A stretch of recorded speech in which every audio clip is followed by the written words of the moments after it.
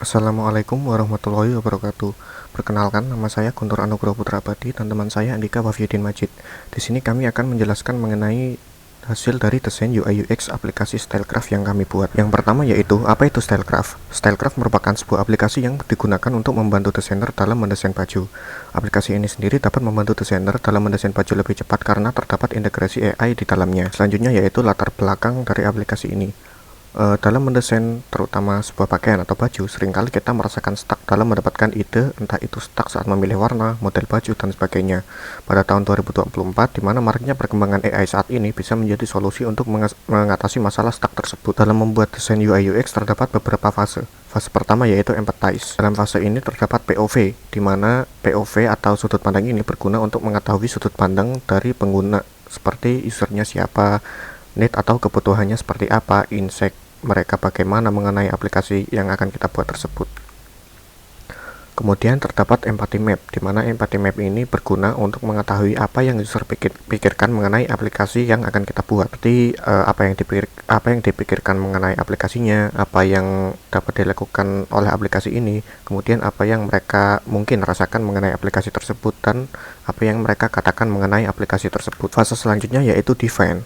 Pada fase ini terdapat sebuah user persona yang dimana user persona ini digunakan untuk membuat wireframe sesuai kebutuhan dari user. Selanjutnya yaitu terdapat user journey map, di mana user journey map ini berguna untuk membuat visualisasi user saat menggunakan aplikasi. Pada user journey map ini juga dijelaskan emosi dari usernya yang berguna untuk mengetahui apakah user tersebut merasa senang, marah, sedih, dan sebagainya. Di user journey map ini juga bisa digunakan untuk mendapatkan informasi atau juga saran dari calon user yang akan menggunakan aplikasi tersebut, sehingga dapat memberikan desain yang lebih baik dari aplikasi yang akan kita buat. Fase ketiga yaitu ideate. Dalam fase ini kita memberikan solusi bagaimana aplikasi tersebut akan dibuat sesuai dengan kedua fase sebelumnya. Untuk solusi yang kita tawarkan yaitu aplikasi ini memiliki fitur untuk mencari inspirasi desain milik orang lain, kemudian fitur untuk menyimpan desain, fitur untuk menggunakan template yang tersedia, fitur untuk desain pakaian secara manual, entah itu menggambar atau draw menggunakan pensil, brush, dan lain-lain, maupun desain secara otomatis menggunakan AI. Dan yang terakhir yaitu dapat berganti foto model, di mana foto model ini yaitu kita bisa memotret foto seseorang, kemudian orang tersebut dijadikan model dari aplikasi kita. Kemudian kami membuat beberapa wireframe yang nantinya akan dibuat menjadi prototipe. Untuk wireframe-nya sendiri terdapat halaman login, home, desain, profile, dan juga setting. Selanjutnya yaitu fase prototipe. Untuk fase prototipe ini akan dijelaskan oleh teman saya Andika. Fase keempat yaitu prototipe. Fase prototipe yaitu dimana kita membuat desain UI UX setelah menyelesaikan fase 1 empathize, define, dan ideate. Sini kita membuat desain dari aplikasi yang telah kita rancang. Yang pertama yaitu splash screen, yang kedua login, register, dan forgot password. Pada halaman homepage terdapat search bar untuk mencari desain sebagai inspirasi kita. Lalu discover yaitu menampilkan desain orang lain sebagai inspirasi, dan kita dapat menyimpan desain tersebut serta menggunakan desain tersebut. Lalu halaman profile terdapat beberapa tombol yaitu tombol settings, tombol edit menu, dan untuk menu collection. Menu collection tersendiri adalah menu yang menyimpan desain buatan kita sendiri. Yang lalu selanjutnya edit profile, halaman yang untuk kita mengedit profile milik kita sendiri. Lalu selanjutnya menu settings terdapat beberapa menu.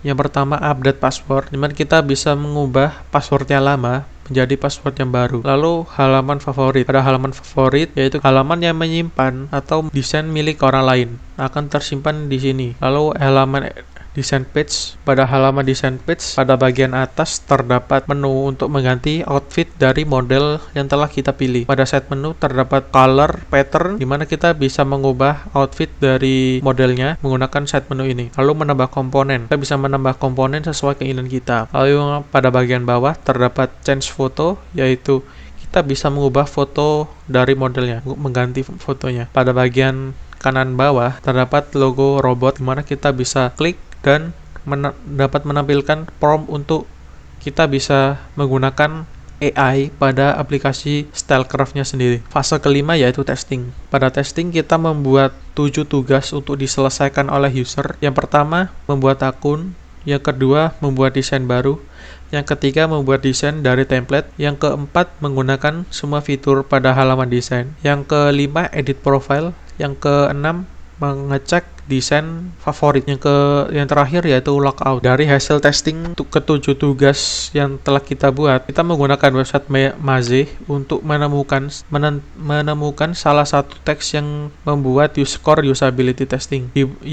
Dari hasil testing kita tidak dapat mencapai 100% karena terdapat UI yang dirasa cukup membingungkan saat digunakan oleh user, karena pada laporan yang dibuat oleh website Maze terdapat 2 dari total 3 tester saja yang dapat menyelesaikan teks tersebut atau tugas tersebut, dan misclick rate atau salah klik sebesar 31,8%, yang dimana tergolong cukup tinggi. Kesimpulan dari hasil testing, dari seluruh step yang dilakukan untuk membuat UI UX Stylecraft masih diperlukan sedikit perubahan, terutama pada UI pada teks keempat karena skor usability testingnya kurang baik, sehingga perlu ada perubahan desain agar memberikan pengalaman yang lebih baik dari segi UI UX untuk pengguna aplikasi ke depannya. Sekian presentasi dari kami. Wassalamualaikum warahmatullahi wabarakatuh.